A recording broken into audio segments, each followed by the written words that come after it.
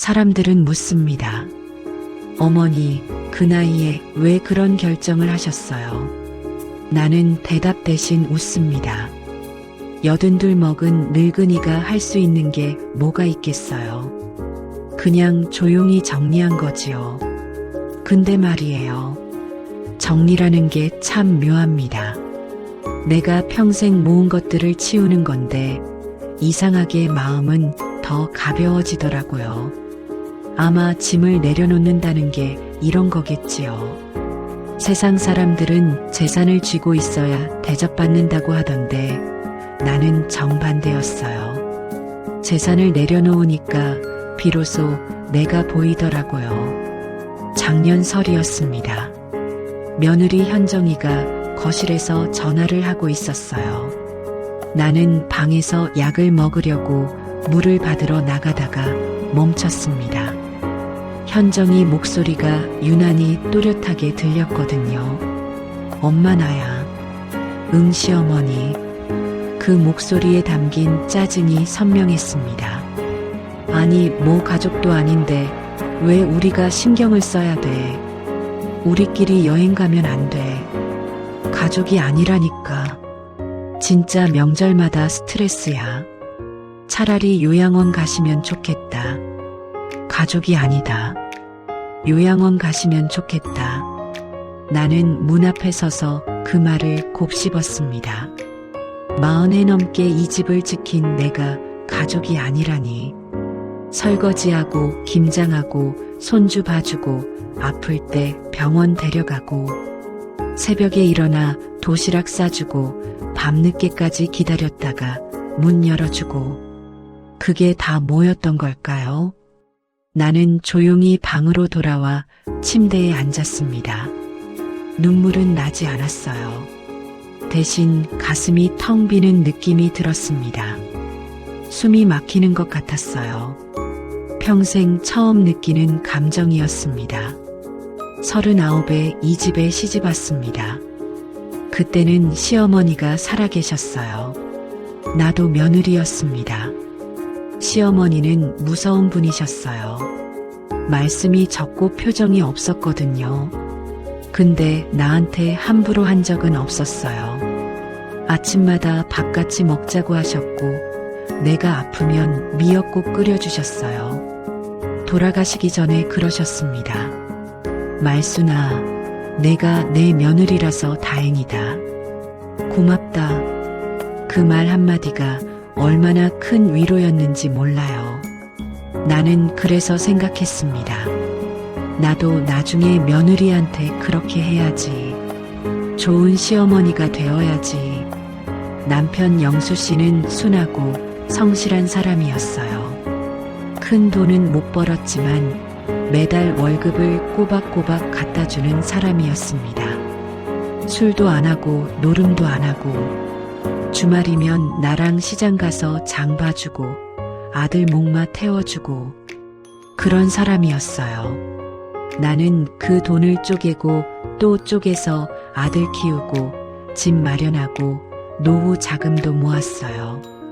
새벽에 일어나 부업도 했습니다. 손이 부르트도록 일했어요. 왜 그랬냐고요? 가족이니까요. 내 가족이 잘 살았으면 좋겠으니까요. 영수 씨가 15년 전에 먼저 갔을 때 남은 건 이 아파트 한 채와 저축 몇 억이었습니다. 크다면 큰 돈이었고 작다면 작은 돈이었어요. 하지만 나는 그 돈을 내 노후라고 생각하지 않았습니다. 아들 기준이와 손주들 줄 거라고 생각했지요.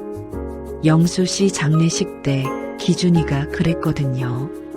엄마 걱정 마. 내가 엄마 모실게. 평생 효도할게.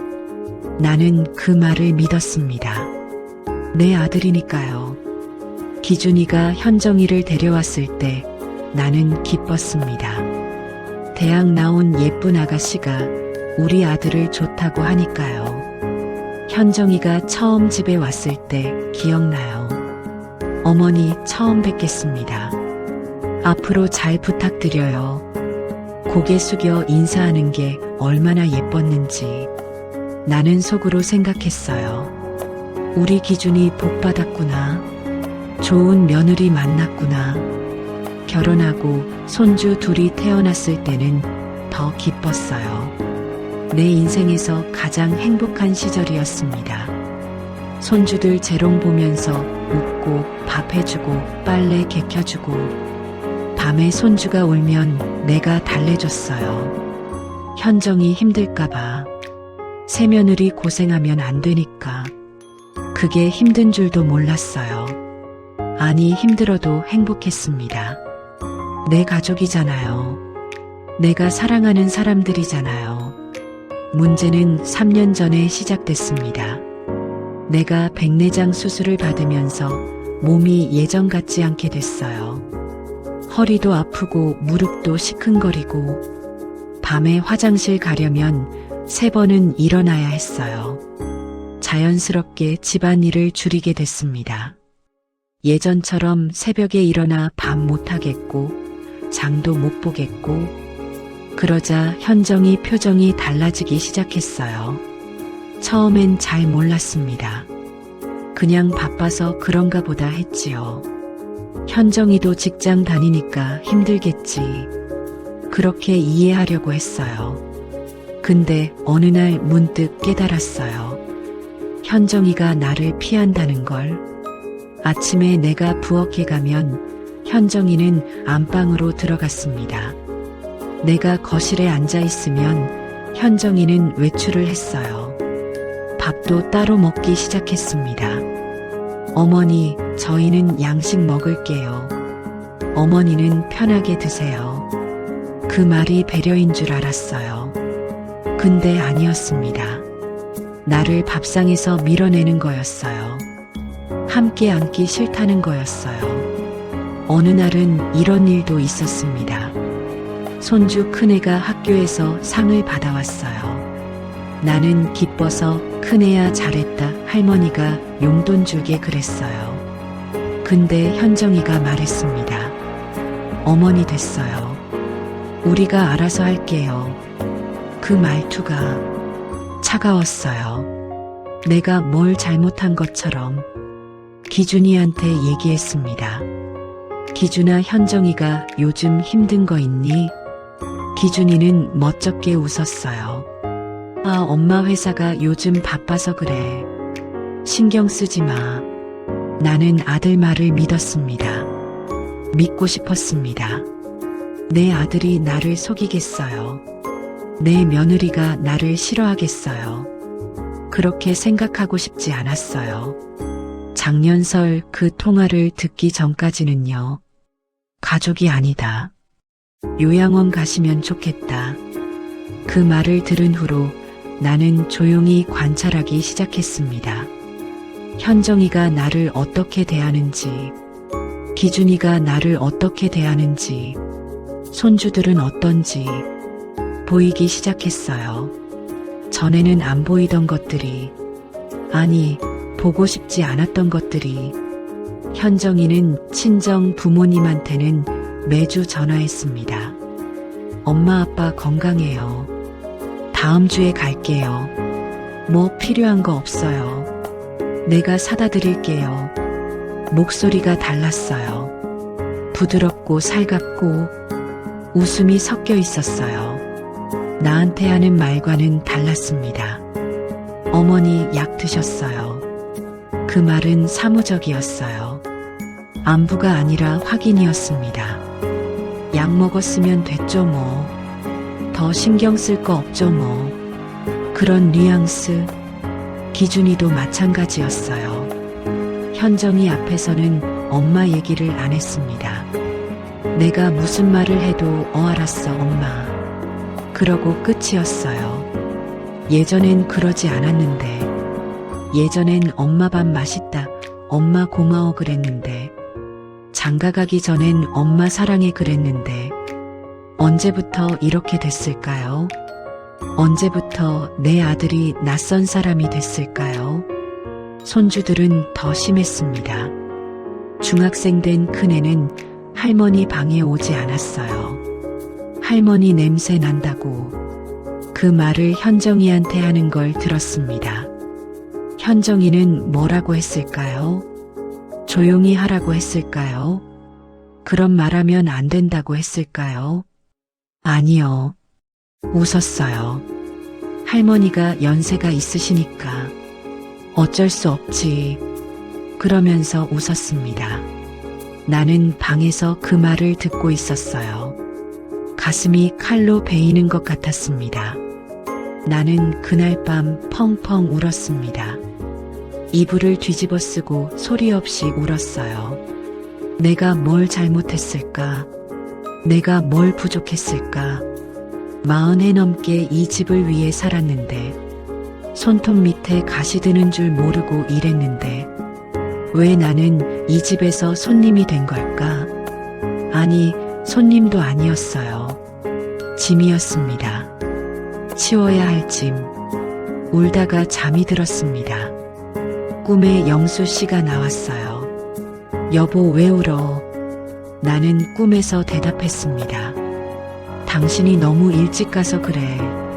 나 혼자 남겨두고. 당신 있었으면 이렇게 안 됐을 텐데.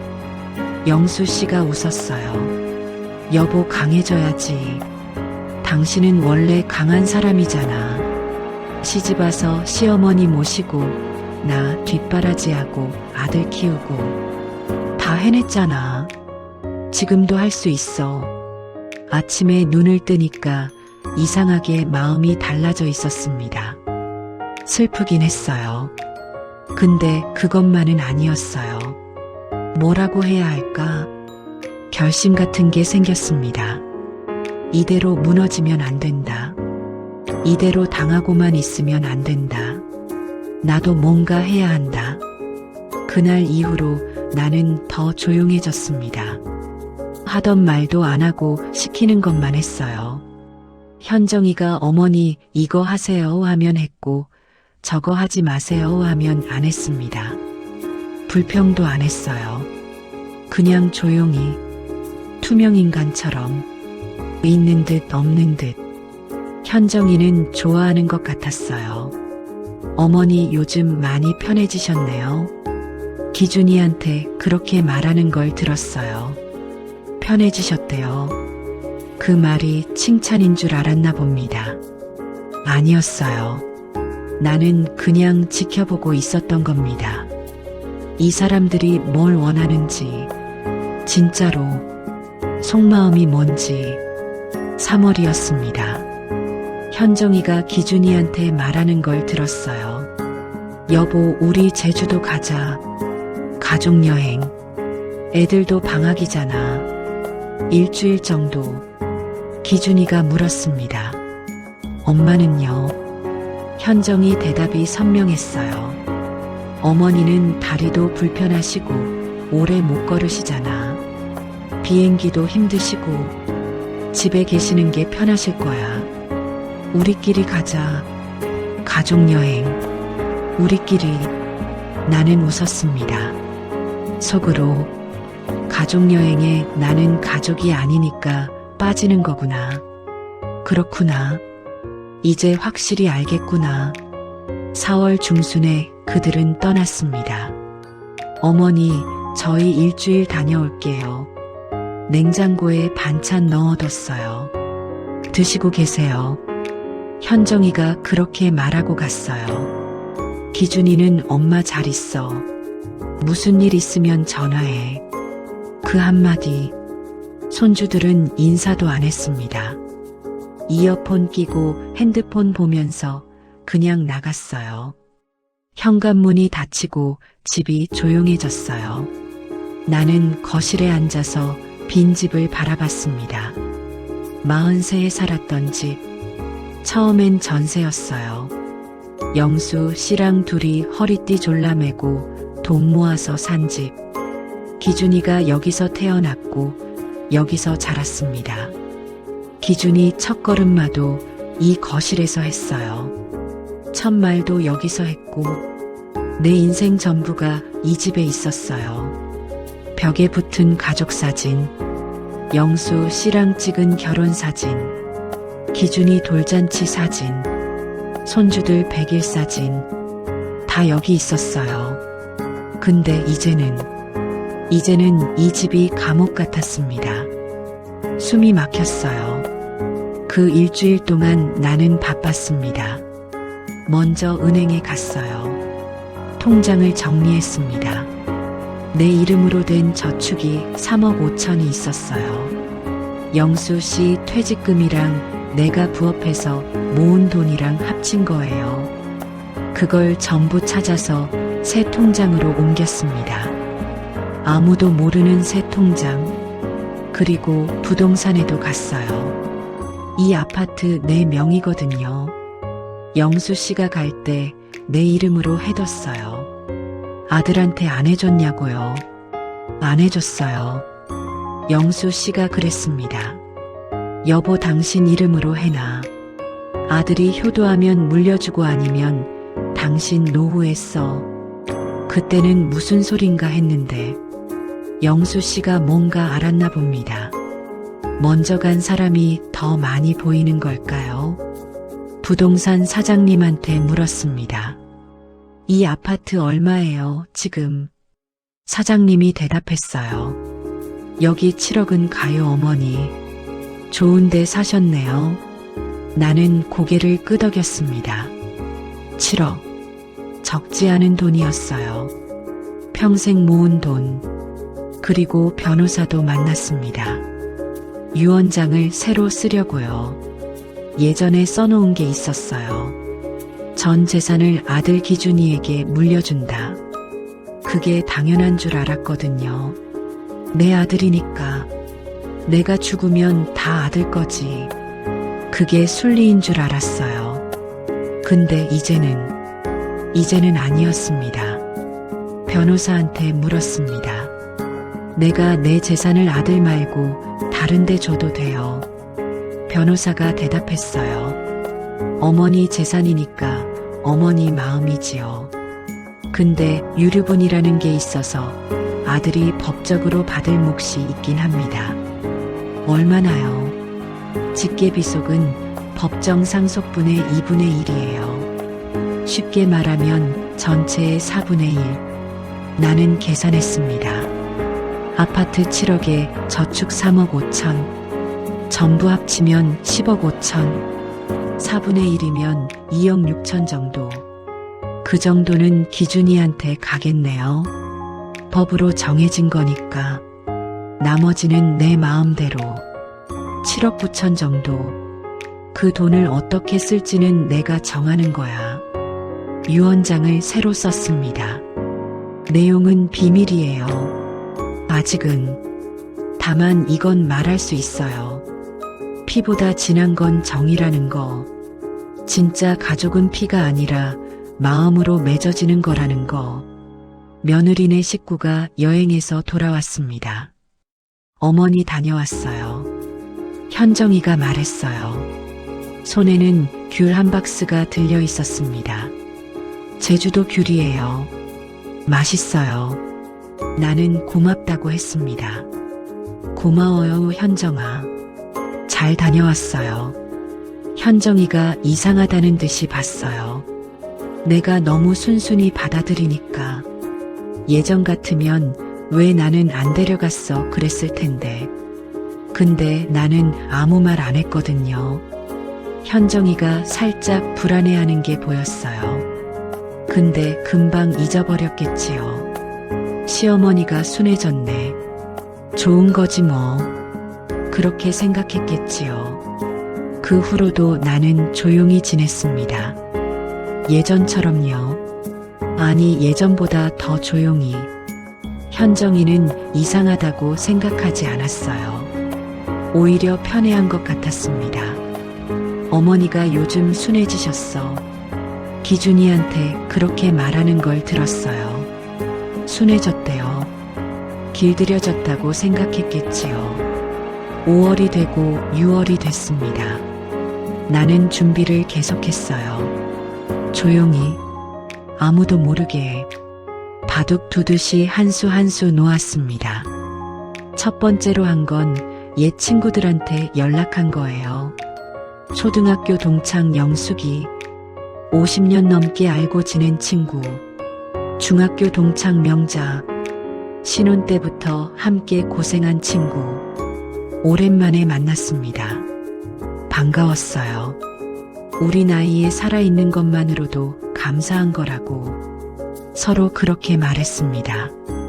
영숙이 남편은 5년 전에 갔고 명자 남편은 요양원에 있다고 했어요. 우리 셋 다 비슷한 처지였습니다. 영숙이가 물었어요. 말순아, 너 요즘 잘 지내니? 아들네랑 잘 살아? 나는 잠시 망설였습니다. 그리고 말했어요. 사실은 그렇게 시작해서 다 얘기했습니다. 며느리 통화 들은 것, 가족이 아니라고 한 것, 여행 빠진 것, 전부. 영숙이가 한숨을 쉬었어요. 말순아, 너만 그런 거 아니야. 다 그래. 명자도 고개를 끄덕였어요. 내 며느리도 마찬가지야. 명절 때 시댁 오는 거 싫어해. 애들 데리고 친정만 가. 나는 혼자 명절 보내. 우리는 웃었습니다. 쓸쓸한 웃음이었어요. 근데 이상하게 위로가 됐습니다. 나만 그런 게 아니구나. 다들 그렇게 사는구나. 세상이 변한 거구나. 내가 말했어요. 나 요양원 알아보고 있어. 영숙이가 놀랐어요. 왜? 아들네 있잖아. 나는 웃었어요. 아들네는 아들네고 나는 나야. 내 노후는 내가 책임지려고. 더 이상 눈치 보면서 살기 싫어. 명자가 말했어요. 말순아, 그것도 방법이야. 차라리 깔끔하지. 우리도 언젠간 생각해야 할 문제야. 영숙이도 고개를 끄덕였어요. 그래 말순아. 내가 편한 대로 해. 우리가 응원할게. 그날 헤어지면서 우리는 약속했습니다. 일주일에 한 번씩 만나자. 서로 챙기자. 우리가 서로 가족이 되자. 피는 안 섞였지만 50년 정이 있잖아. 그 정이 피보다 진하잖아. 7월에 요양원을 결정했습니다. 서울 외곽에 있는 깨끗한 곳이었어요. 산이 보이고 공기가 좋았습니다. 1인실은 월 250만 원이라고 했어요. 내 저축이면 10년은 거뜬했어요. 아파트까지 팔면 20년도 되고 내가 얼마나 살겠어요. 충분했습니다. 원장 선생님이 친절했어요. 어머니, 여기서 편하게 지내세요. 저희가 잘 모실게요. 그 말이 따뜻했어요. 현정이한테는 못 들은 말이었거든요. 원장 선생님한테 물었습니다. 여기 언제부터 들어올 수 있어요? 원장 선생님이 대답했어요. 어머니 원하실 때 언제든요. 방 비워둘게요. 나는 9월로 정했습니다. 추석 끝나고 8월 중순이었습니다. 명절 준비로 집안이 바빴어요. 현정이가 청소하고 기준이가 장을 보고 나도 할 수 있는 만큼 도왔습니다. 전 부치고 잡채 만들고 예전만큼 많이는 못했지만요. 허리가 아파서 오래 못 서 있었어요. 현정이가 말했습니다. 어머니, 그만하세요. 저희가 할게요. 쉬세요. 그 말이 배려인지 귀찮다는 건지 이제는 구분이 안 됐어요. 나는 그냥 방으로 들어갔습니다. 추석 당일이었습니다. 현정이 친정 식구들이 왔어요. 장인어른 장모님, 현정이 언니 내외, 조카들. 거실이 북적북적했습니다. 웃음소리가 끊이지 않았어요. 나는 부엌에서 음식을 데우고 있었어요. 현정이 엄마가 들어왔습니다. 아이고, 사돈어른 고생이 많으시네요. 제가 할게요. 들어가 계세요. 나는 괜찮다고 했어요. 아니에요. 제가 할게요. 손님들 오셨으니까. 저녁에 다들 모여 앉았습니다. 식탁이 좁아서 나는 부엌 쪽 작은 상에 따로 앉았어요. 현정이가 그렇게 하자고 했거든요. 어머니 여기가 더 편하실 거예요. 다리 불편하시니까 의자가 더 편하시잖아요. 그래서 나는 부엌에서 혼자 밥을 먹었습니다. 거실에서 웃음소리가 들렸어요. 현정이 가족들 얘기, 현정이 언니 아들이 서울대 갔다는 얘기, 현정이가 승진했다는 얘기, 다들 축하한다고 건배했어요. 문득 영수 씨 생각이 났습니다. 여보, 이게 뭐 하는 짓이야? 당신 며느리가 당신을 부엌에서 밥 먹게 해. 명절에 영수 씨가 있었으면 난리가 났을 거예요. 기준아, 이게 뭐냐? 엄마를 이렇게 대하면 어떡해? 그랬을 텐데. 근데 영수 씨는 없잖아요. 나 혼자잖아요. 추석 연휴가 끝났습니다. 나는 기준이를 불렀어요. 기준아, 엄마 할 말 있어. 기준이가 왔습니다. 왜 엄마? 무슨 일이야? 바쁜 표정이었어요. 빨리 끝내자는 표정. 나는 말했어요. 기준아, 엄마가 요양원 가려고. 기준이가 놀랐습니다. 네, 요양원요? 갑자기요? 왜요? 누가 뭐래요? 현정이가 뭐래요? 나는 웃었어요. 아무도 안 그랬어. 엄마가 알아서 결정한 거야. 엄마 나이가 82이야.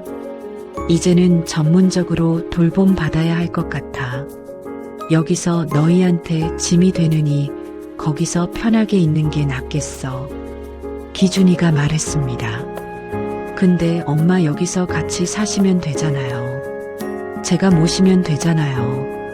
목소리에 진심이 없었어요. 형식적이었어요. 해야 할 말을 하는 것 같았어요. 나는 고개를 저었어요. 기준아, 너희 가족이 편하게 살아야지. 엄마가 있으면 불편하잖아. 현정이도 힘들고 엄마가 짐이 되는 거잖아. 기준이가 뭐라고 했을까요? 아니요, 엄마, 그런 거 아니에요. 저희 안 불편해요. 그렇게 말했을까요? 아니요. 기준이는 잠시 침묵했습니다. 그리고 말했어요. 엄마, 그래도 요양원은 비용도 비싸고. 나는 대답했어요. 걱정 마. 엄마 돈 있어. 엄마 돈으로 가는 거야. 너희한테 손 안 벌려. 기준이 표정이 이상했어요. 안심하는 것 같았어요. 아, 엄마 돈으로 가시는 거예요. 그럼 뭐, 엄마가 결정하셨으면 존중해야지요. 존중. 그 말이 웃겼습니다. 현정이도 그랬거든요. 어머니가 결정하셨으면 존중해야지. 똑같은 말. 아들도 며느리도. 며칠 후 짐을 쌌어요. 별로 없었습니다. 옷 몇 벌, 사진첩, 영수 씨 유품 조금, 화장품, 약. 평생 모은 게 캐리어 2개였어요. 이게 내 인생이구나. 캐리어 2개. 참 가볍구나. 기준이가 차로 태워다 주겠다고 했습니다. 나는 괜찮다고 했어요. 엄마 혼자 갈 수 있어. 택시 부르면 되지. 바쁜데 신경 쓰지 마. 기준이가 그럼 나중에 면회 갈게요라고 했습니다. 나는 고개를 끄덕였어요. 그래 와. 시간 나면. 현정이는 안 나왔습니다. 안방에서 어머니 건강하세요라고 소리만 질렀어요. 나오지도 않고 손주들도 안 나왔어요. 학교 간다면서 늦잠 자면서 현관에서 기준이가 말했습니다. 엄마 잘 가. 필요한 거 있으면 연락해. 용돈 보내드릴게요. 나는 아들을 봤어요. 50 넘은 내 아들. 흰머리가 보이기 시작하는 내 아들. 배가 나온 내 아들. 내가 젖 먹여 키운 내 아들. 나는 안아주고 싶었어요. 근데 그러지 않았습니다. 그냥 말했어요. 기준아, 건강해라. 잘 살아. 현정이랑 싸우지 말고. 손주들 잘 키우고. 택시가 왔습니다. 나는 뒤도 안 돌아보고 탔어요. 요양원에 도착했습니다. 내 방은 5층이었어요. 창문으로 산이 보였습니다. 단풍이 물들기 시작하고 있었어요. 깨끗하고 조용했어요. 내 냄새 난다는 사람도 없고, 밥 따로 먹으라는 사람도 없고, 나는 짐을 풀고 침대에 앉았습니다. 핸드폰이 울렸어요. 모르는 번호였습니다. 여보세요. 어머니, 저 김 변호사입니다. 서류 처리 다 됐습니다. 어머니 지시대로 했어요. 공증도 완료됐고요. 혹시 변경하실 거 있으세요? 아니요. 그대로 두세요. 고맙습니다. 전화를 끊고 창밖을 봤습니다. 석양이 산 너머로 지고 있었어요. 하늘이 붉게 물들었습니다. 예뻤어요. 오랜만에 예쁜 걸 봤어요. 유언장 내용이요. 말씀드릴게요. 3억 5천 저축 중에 2억은 사회복지재단에 기부하기로 했습니다. 내가 평생 한 푼, 두 푼 모은 돈, 새벽에 일어나 손 시려가며 일해서 번 돈, 그 돈이 어려운 노인들한테 가면 좋겠어요. 나 같은 사람들, 자식한테 버림받은 사람들, 요양원비 없어서 고생하는 사람들, 그 사람들한테 조금이라도 도움이 됐으면 해요. 5천만 원은 영숙이한테요. 50년 우정, 힘들 때 옆에 있어준 사람, 진짜 가족. 5천만 원은 명자한테요. 마찬가지로 50년 우정, 내 이야기 들어주고 같이 울어준 사람. 나머지 5천만 원은 요양원 직원들한테 나눠주라고 했어요. 나한테 따뜻하게 대해준 사람들. 아파트 7억은요. 팔아서 5억은 재단해요. 외로운 노인들을 위한 프로그램 만드는 데 쓰라고요. 나머지 2억은 내 요양원비로 쓸 거예요. 기준이 유류분. 그거는 법대로 가져가라고 해뒀어요. 2억 6천 정도. 그것도 큰 돈이지요. 없는 것보다 낫잖아요. 현정이가 알면 어떨까요? 시어머니는 가족이 아니라고 했잖아요. 가족 아닌 사람한테 재산 기대하면 안 되지요. 요양원 가시면 좋겠다고 했잖아요. 가셨잖아요. 원하는 대로 됐잖아요. 가혹하다고요. 그럴 수도 있어요. 근데 나는 이게 맞다고 생각해요. 재산은 내가 번 거잖아요. 내가 어떻게 쓰든 내 마음이잖아요. 나한테 잘한 사람한테 주고 싶고 못한 사람한테는 안 주고 싶어요. 복수냐고요? 아니에요. 그냥 공정한 거예요. 인과응보예요. 그로부터 3달이 지났습니다. 기준이는 면회 온다더니 아직 안 왔어요. 한 번도. 바쁜가 봅니다. 현정이한테는 연락 없어요. 당연하지요. 손주들도요. 할머니 냄새 안 맡아도 돼서 좋겠지요. 괜찮습니다. 예상했으니까요. 마음 비웠으니까요. 대신 영숙이가 왔어요. 매주 와요. 명자도요. 일주일에 한 번씩 번갈아 가면서 와줍니다.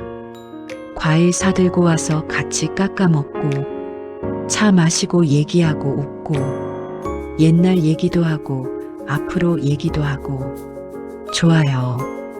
이게 가족이에요. 진짜 가족. 요양원 생활이 생각보다 괜찮습니다. 아침에 일어나면 밥 주고 낮에는 프로그램 있고 저녁에는 산책해요. 내 시간이 생겼어요. 내 시간. 며느리네 집에서는 없었던 거. 눈치 안 봐도 되고, 밥 따로 먹으라는 소리 안 들어도 되고, 냄새 난다는 소리 안 들어도 되고, 자유예요. 얼마 전에 손주한테 연락이 왔습니다. 큰애한테요. 할머니, 나 용돈 필요한데. 20살 됐으니까 용돈 많이 줘. 나는 대답했어요. 할머니, 지금 돈 없어. 요양원에 있으니까. 미안해. 손주가 끊었습니다. 바로 삐소리도 없이. 그 후로 연락 없어요. 역시 기준이한테도 연락이 왔습니다. 11월이었어요. 엄마 있잖아. 그 집 언제 처분해요? 어차피 엄마 요양원 계시는데 빈집 두면 뭐해요? 제가 관리할게요. 나는 대답했어요. 기준아, 그 집 엄마 거야. 엄마가 알아서 할 거야. 관리는 부동산에서 해주고 있어. 기준이가 침묵했습니다. 엄마, 근데 나중에는 내 거 되는 거잖아요. 엄마 돌아가시면 그때 복잡해지니까 미리 정리해요. 나는 웃었어요. 기준아, 나중은 나중이고 지금은 지금이야. 엄마 살아있을 때는 엄마 거지. 엄마 죽고 나서 생각해. 기준이가 또 침묵했습니다. 그리고 말했어요. 엄마, 혹시 나한테 섭섭한 거 있어요? 뭔가 이상해요, 요즘. 나는 대답했습니다. 없어. 섭섭한 거 없어. 그냥 엄마가 내 인생 내가 살기로 한 거야. 지금까지는 너희 위해서 살았잖아. 이제는 내 차례야. 전화를 끊고 나서 생각했습니다. 기준이가 섭섭한 게 있냐고 물었을 때 왜 없다고 했을까? 있잖아요. 많이 있어요. 산더미처럼 있어요. 근데 말해서 뭐해요? 말한다고 달라지지 않아요. 말한다고 현정이가 변해요. 기준이가 변해요. 안 변해요. 사람은 안 변해요. 차라리 행동으로 보여주는 거지요. 내 재산을 어떻게 정리했는지 나중에 알게 되겠지요. 그때 느끼겠지요. 아, 엄마가 섭섭했구나. 그때는 늦었지만요. 아까 변호사한테서 연락 온 거 있잖아요. 서류 처리 다 됐다고. 공증 완료됐다고. 이제 못 바꿔요. 아니, 바꿀 수 있지만요. 안 바꿀 거예요. 얼마 전에 기준이가 왔습니다. 면회. 넉 달 만에 처음이에요. 추석 끝나고 처음. 얼굴이 안 좋았어요. 수척하고 눈 밑에 다크서클 있고. 나는 물었어요. 기준아, 무슨 일 있어? 기준이가 말했습니다. 엄마, 사실은요. 회사에서 잘렸어요. 구조 조정됐어요. 나는 놀랐어요. 언제? 3달 전에요. 나는 또 물었어요. 현정이 알아? 기준이가 고개를 저었어요. 아직 못 말했어요. 무서워서. 나는 한참을 봤습니다. 내 아들을. 50이 넘어서 실직한 내 아들을. 아내한테 말도 못하는 내 아들을. 말해. 네. 현정이한테 말해. 숨기면 안 돼. 부부는 같이 힘든 거 나눠야 돼. 혼자 끙끙 앓으면 안 돼. 기준이가 울었습니다. 오랜만에 봤어요. 내 아들이 우는 거. 어렸을 때 이후로 처음 봤어요. 엄마, 미안해요. 엄마한테 잘 못했어요. 현정이 눈치 보느라. 애들 눈치 보느라. 엄마 요양원 보내놓고 한 번도 안 왔어요. 나쁜 아들이에요. 나는 기준이 손을 잡았어요. 거칠었어요. 예전에는 부드러웠는데 언제 이렇게 거칠어졌을까? 기준아, 엄마는 괜찮아. 여기 좋아. 밥도 잘 주고 사람들도 친절해. 영숙이 명자도 자주 와. 외롭지 않아. 기준이가 더 울었어요. 엄마가 왜 위로해요? 내가 위로해야 하는데, 내가 효도해야 하는데. 나는 웃었어요. 기준아, 효도 안 해도 돼. 내 가족 챙겨. 현정이한테 말하고 같이 해결해. 일자리 구해. 그게 엄마한테 효도하는 거야. 내가 잘 사는 거. 그게 효도야. 기준이가 고개를 끄덕였습니다. 엄마, 나 다시 시작할게요. 엄마한테 자주 올게요. 진짜요. 나는 웃었어요.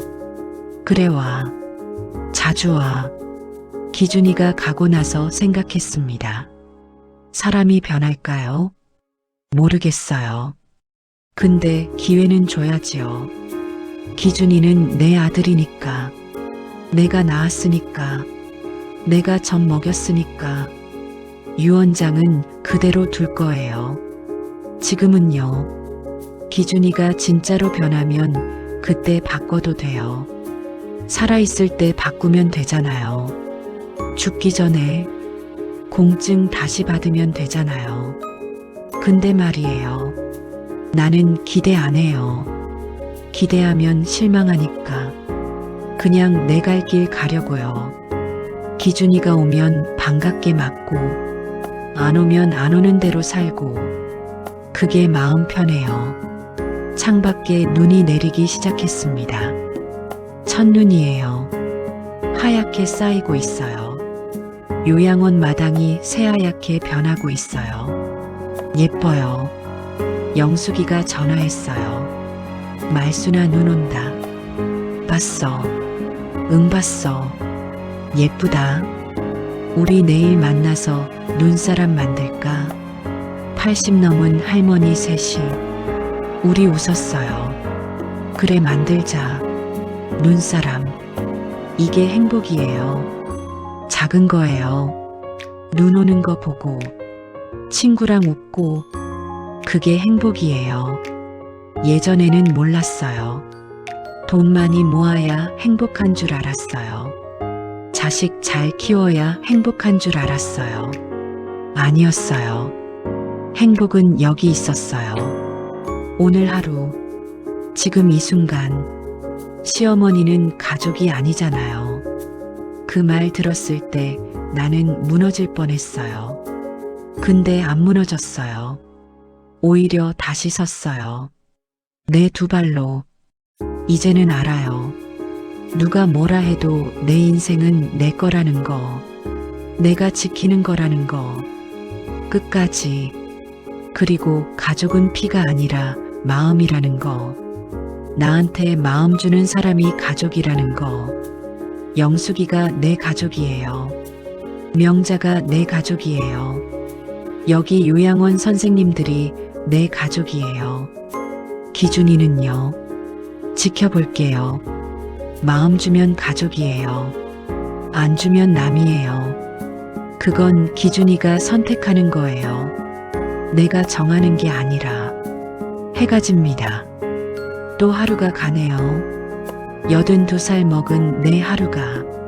근데 이상해요. 요즘 하루하루가 소중해요. 예전에는 몰랐거든요. 하루가 얼마나 귀한 건지. 며느리네 집에서 눈치 볼 때는 하루가 얼마나 길던지. 빨리 지나가라고 빌었어요.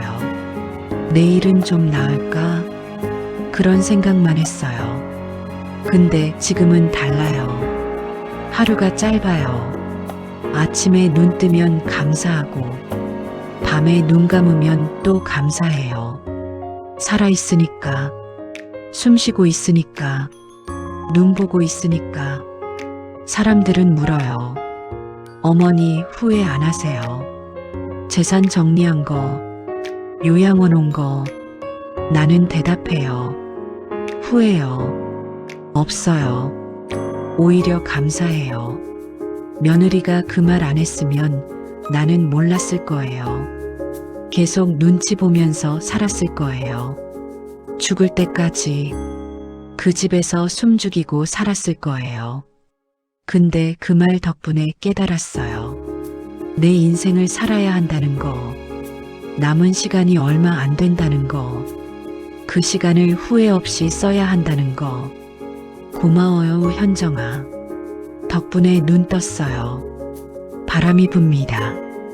창문에 눈송이가 붙었다가 녹아요. 나는 창문 앞에 서서 그걸 봅니다. 예뻐요. 살아있다는 건 이런 거예요. 눈도 보고 바람도 느끼고 따뜻한 방에서 차 한 잔 마시고 내일 친구 만날 생각에 설레고 그게 다예요. 그게 행복이에요. 내 82의 인생에서 지금이 제일 행복해요. 아이러니하죠. 자식 곁 떠나서 요양원 와서 제일 행복하다니. 근데 진짜예요. 지금이 제일 좋아요. 나는 오늘도 감사해요. 살아있어서, 숨쉬고 있어서, 내 인생을 찾아서. 여러분도요. 누가 뭐라 해도요. 당신 인생은 당신 거예요. 당신이 지키는 거예요. 끝까지 포기하지 마세요. 해가 완전히 졌습니다. 하늘에 별이 뜨기 시작했어요. 나는 창문을 닫고 침대에 누웠습니다. 내일 또 하루가 오겠지요. 그 하루를 살면 되는 거예요. 한 걸음씩, 천천히. 그렇게 잘 자요, 여러분. 내일 또 만나요.